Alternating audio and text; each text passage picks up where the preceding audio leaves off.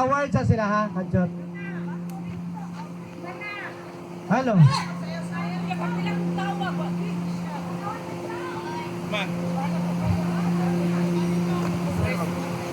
Yeah. Hell. Ulay.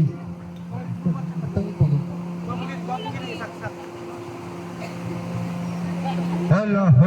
Ano naman ito mga winners? Palihog ka ito mga winners. Please forward. Winners. Calling all the winners. Kay mag-award din ito.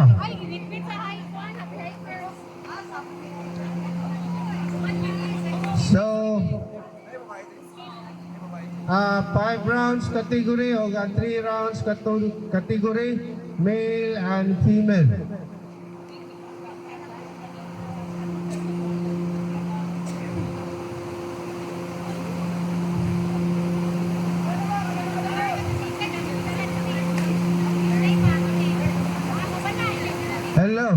Hello.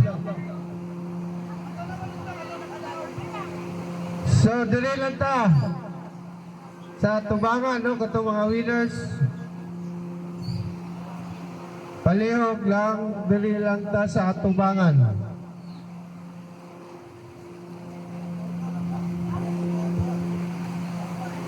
So, dili lang tatanan, dili lang.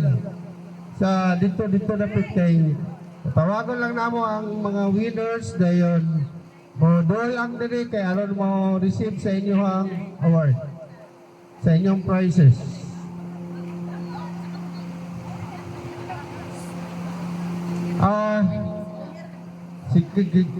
Itawagan si ang sa category 3 rounds si Christian Serrania, si Kenneth Paunilan, si Bruaw,